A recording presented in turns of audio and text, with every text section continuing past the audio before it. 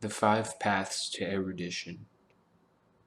Erudition means a scholarly understanding of something or intellectual knowledge of a particular subject or field. I am going to be enhancing the definition a bit. Erudition, for the purposes of my channel, will be an esoteric insight, an occult academia. It's an intangible and unexplainable knowledge.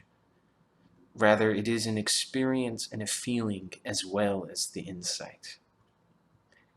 Erudition is not an accurate word for this, but it is the closest I've found. You'll see what I mean in a moment.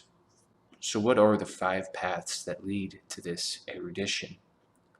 They are nostalgia, melancholy, dread, yearning, and wonder. These words denote a sort of experience and emotion. They are difficult to describe and even more difficult to comprehend. In exploring these paths, you should know one important thing. All human endeavor is in pursuit of these five paths. At the center of the paths lie erudition, which is somehow a combination and transcendence of all five paths. It's entirely unique and incomprehensible to our language. How would you describe nostalgia?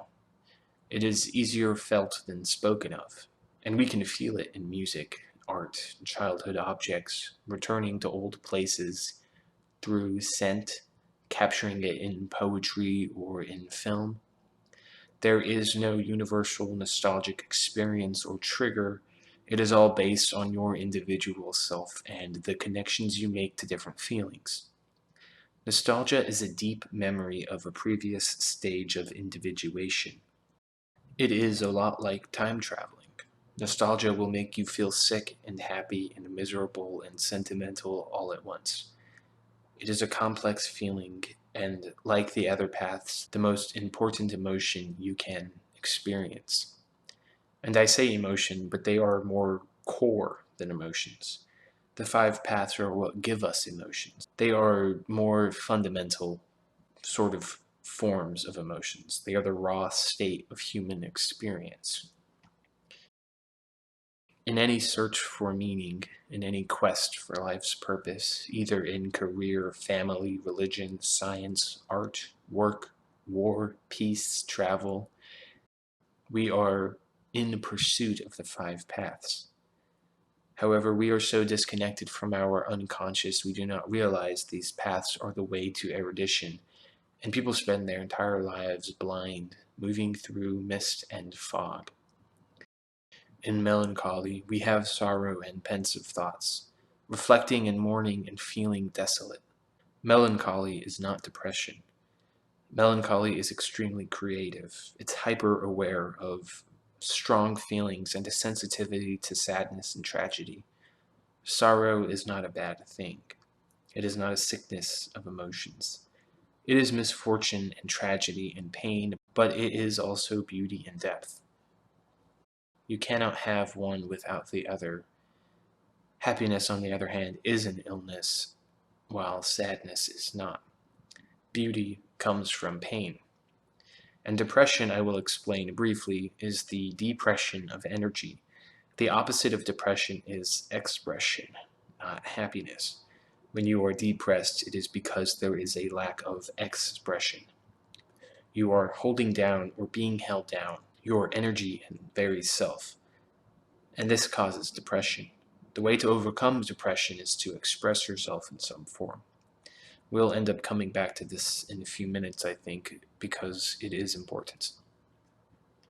In dread, we have an anticipation of something awful, perhaps existential. An inexorable force is heading toward us. There may be feelings of doom, apprehension, and anxiety. In your life, dread may be common, and it doesn't have to be fatal. Certainly, that is the most extreme measure of dread. Someone that you know being fatally sick, or you are given a time frame when you will die, or maybe you are on a transport ship waiting to be thrust into battle. That is what dread is. And think of what is dreadful. preparing to tell someone how you honestly feel or to ask an important question, moving to a new location or going to a new job. We often spend the night before awake with our thoughts, imagining a million future scenarios and playing out those scenes over and over again. There is thrill and adrenaline and the rush of life. Time moves slower and you feel more in the moment. Without dread, you are uncontested in life. The metal of your soul is untempered. In yearning, we have an intense craving, an all consuming desire for something. This path is motivational. You decide there is something you want, a hunger of the soul, of your being that you cannot live without. What are the things you yearn for in your life? What is it you want? You want to be a certain way. You want something or someone, or to go somewhere, or to do something. This all consuming desire leads us on a journey. Without yearning, we have very little to look forward to or to build to. In wonder, we have an unexpected, surprising admiration for something we witness or experience. It is an emotion of the curious, strange, and lovely. An awe-inspiring event that makes us ponder and gives a deep sense of forlorn longing. How do you describe the magic of seeing a meteor shower, or the ocean, or a special animal encounter? The majesty of colors and nature, and you're left in wonder, basking in something bigger than yourself. It gives us perspective and stops us in our tracks, and grounds us into the earth and into ourselves. The five paths are hard to describe. The words I've chosen are merely what I believe are the closest linguistic senses of these paths. They are broad and encompass all of human experience. They touch in us something invisible, the unconscious self. And now we must discuss our reality. Who you are is your unconscious. You must begin by altering how you think of yourself. Everything is within. I would like to describe this as simply the conscious. But given that our understanding of waking consciousness has already been well established as our waking individual self, we must settle with using the unconscious. Just know that the roles are reversed. You are your unconscious. You see, all of your senses are not to experience the world around. The senses are not an outward projection of the world. They are not feelers that give us experience and sensation of the world. They are architects of the unconscious. Your senses bring the world into yourself. The eyes capture light, and you build an image internally. The nose breathes in particles, and you store the scent, and it connects to your memory. And in fact, scent is the strongest link we have to memory. The brain never forgets a smell and the emotions tied to that smell. Because it is a memory device, smell is one of the most intense ways of feeling nostalgic. When you smell something you haven't in years, you can be hit with vivid hallucinations of the past and all the feelings that accompany it. Your taste involves eating and bringing in nutrients and flavors, hormones and chemicals into your body. Your ears pick up sound waves and absorb them, giving them meaning and definition. Even touch is tied to your emotions, as the texture gives you a feeling, maybe warmth or safety or pleasure or pain or disgust or relaxation. I think you get the idea. The senses bring in the world and structures your unconscious, your self, you. You could assign each of the five paths to the five senses, or to any group of five like elements for that matter. They aren't bound to any particular sense, but it may help you in understanding them if you can think in terms of something familiar. Nostalgia is smell, as we have just looked at. Yearning is touch. Melancholy is taste. Wonder is sight. And dread is hearing. This is how you build, how you become an individual. The five paths are the most powerful in shaping that unconscious. The more of the five paths you receive, experience, pursue, the more profound your existence, the more meaning your life will feel, and the more wisdom you possess, the deeper your erudition. Where you can begin to experience the result of the five paths is in your dreams. Dreams, the consciousness of sleep, or the unconscious expression, is the organ of the five paths. At no other point will you experience the five paths as vividly as in dreams, because these five paths are the language of dreams, meaning they are the very language of human emotion, as we exist primarily as unconscious beings. And again, I need to reiterate, your unconscious self is your self. It is what should be considered your consciousness. It is the ego. We are our unconsciousness. The day, waking consciousness, exists to prepare and garner, to gather experience and emotions for our dreams.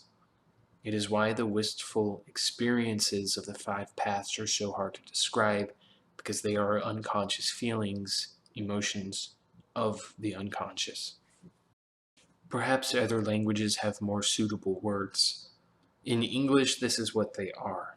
In ancient languages, perhaps there were better terms that more directly link the feeling of the experience to the dream. Certainly, we can view how these paths are represented in the works and lives of our ancestors. In Neolithic sites, we can feel the wonder and yearning behind the construction of stone temples and the alignments to the stars. We get the sense of dread for someone who builds timeless structures that will outlive them and later generations that follow. The nostalgia in connecting to those past generations who got to see and sit under those dolmens. Even the melancholy of such an intense and sorrowful location. The pensive thoughts you may get in pondering and contemplating life when faced with such an imposing structure.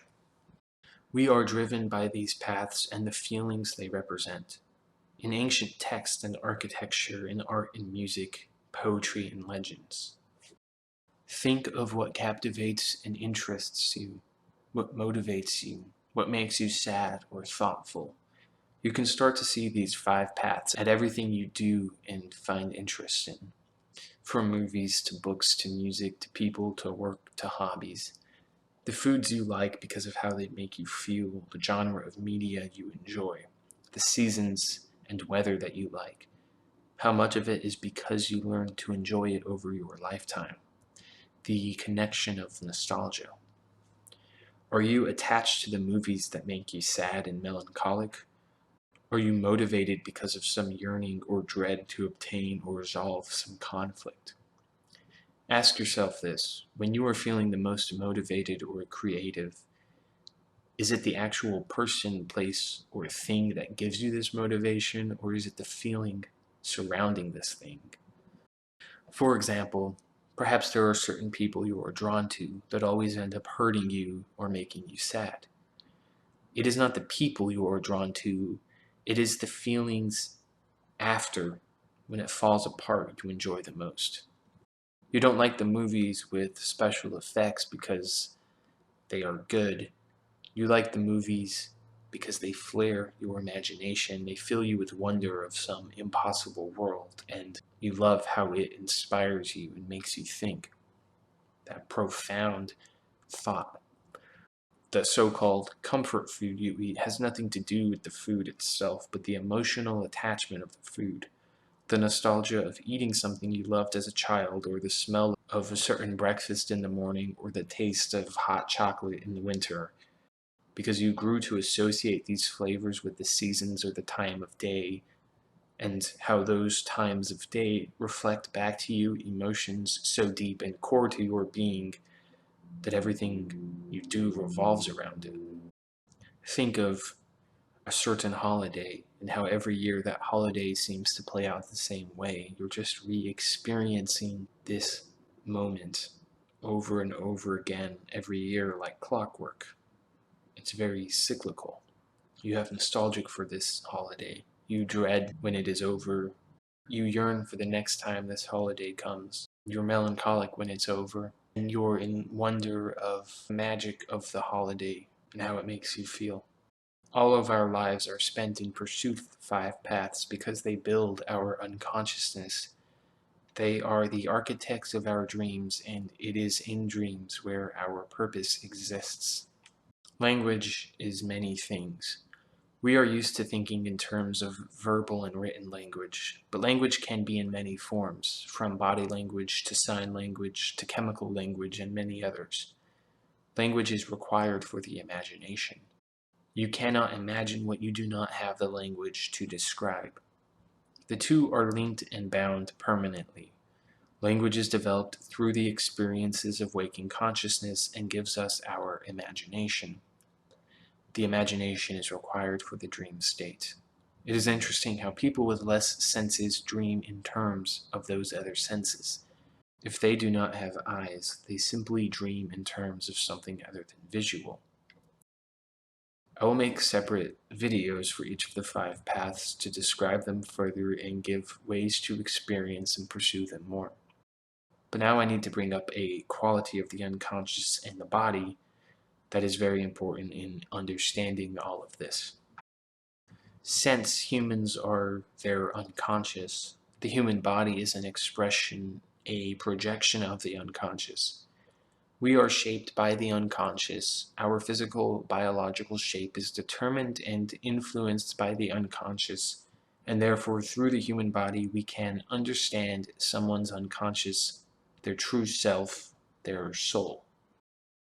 This is a sort of psychoanalysis, though it is more of a physio-parapsychoanalysis. Essentially, through the body, its shapes, emotions, thoughts, and parts, we can reverse engineer the unconscious and how it works in the process of individuation.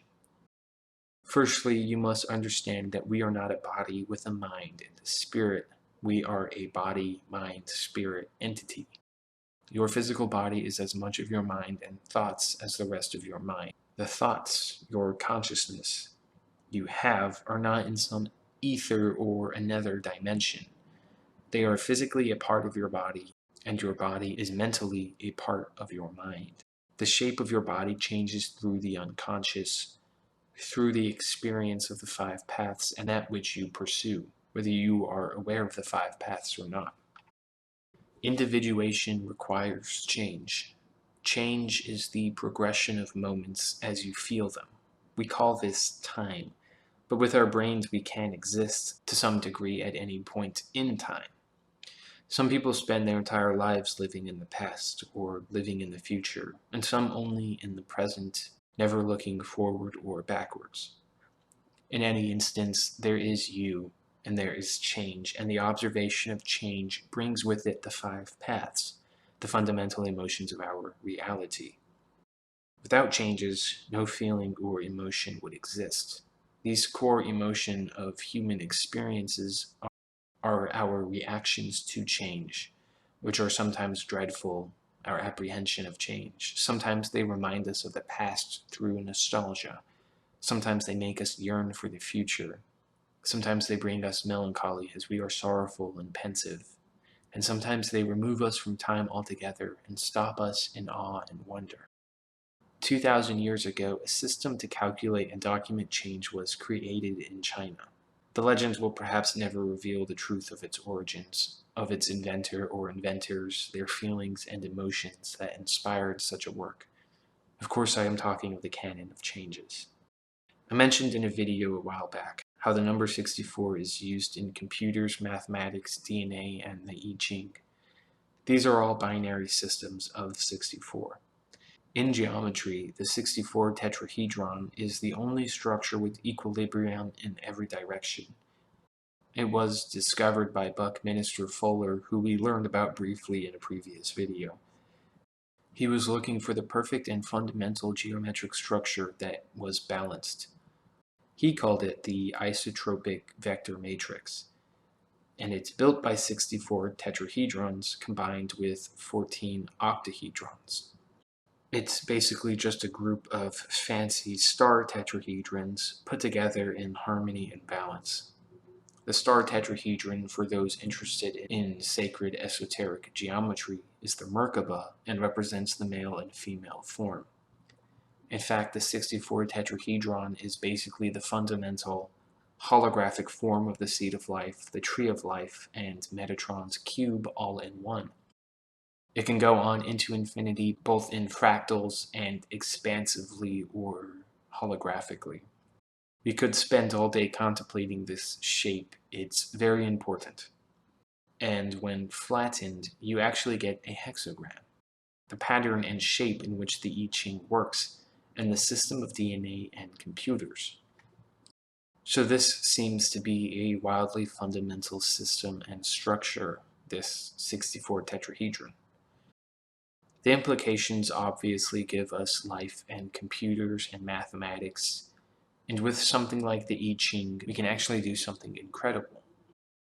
Since human emotions and the human body itself is an expression of internal mental function, we can actually systemize human emotions, the features of the face that bring in experience, our senses.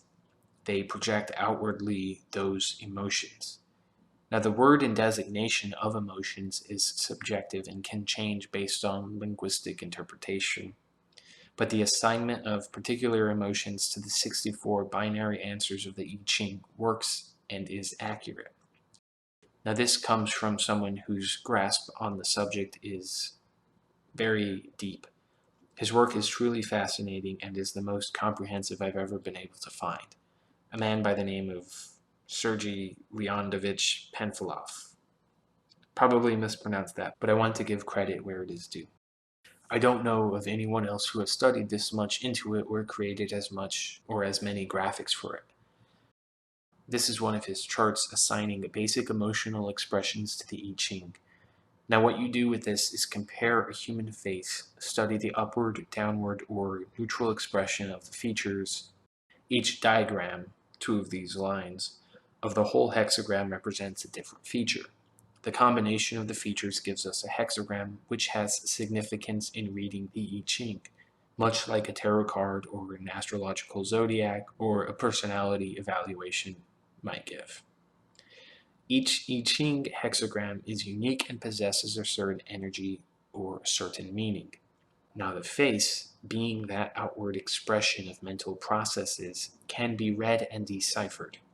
Depending on what you're studying, the emotional state of someone, the personal inner self, the goals, motivations, and intentions, the inclinations, desires, and dreams of human can all be read individually.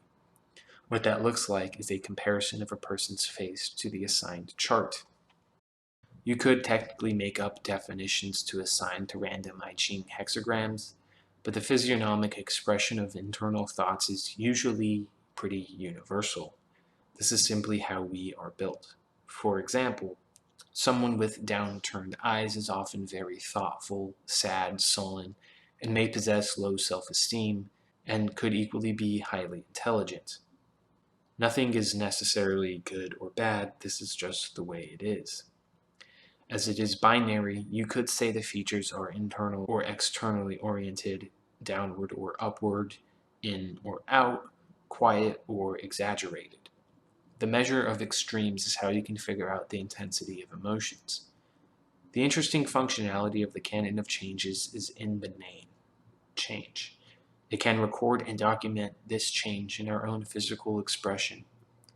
Observing someone over the course of their life, and this is obviously easy to do with celebrities since they provide a more objective and easy to verify source. You can see how certain features develop over time, partly through the advancement of emotions and still partially based on how you choose to shape it or your use of cosmetics and surgery over your lifetime, which can be ways to induce changes in emotions. The same way you wake up with a new mindset of being confident, getting a certain eyebrow raise can instill that same emotional change. Cosmetics or haircuts or anything like that are not cheating. It is actually a way you can change into the shape that you wish. Cosmetics actually come from the same word as cosmos, which means ordered. as in properly structured and positioned. Cosmetics are, in the etymological sense, how one can become ordered, usually in the context of wearing cosmetics for rituals in ancient times that often had to do with the cosmos, hence the connection. The idea is to align yourself to an ideal standard of perfect expression of individuation. The purpose of cosmetics is ultimately a way to shape or change into that ideal look of physical expression of mental unconscious projection. The five paths are again the fundamental emotions of human experience, and perhaps it is not a wheel, but a hexagram that properly represents the connection of the five paths to human experience and individuation. Think on these feelings, see how they apply in your life and all that you touch, taste, smell, hear, and see and pay attention to your dreams, the feelings you get when you recall them. You'll begin to see what I mean. Meditation, psychoactive substances, or various ways to connect to the unconscious. Once felt, those experiences can actually be dreamt about. Everything feeds into the dream machine, the seed of our soul and being. The physical body is a product of this dream machine and how it interprets itself as a reflection of society. I think that will sum up this video. You can see how many diverging yet interconnected topics there are on this broad subject, and I'll do my best to make more to explain each piece, from the five paths themselves to erudition, to the I Ching and psychoanalysis through physiognomic expression and parapsychology. It's very interesting stuff. Thanks for watching. Peace out.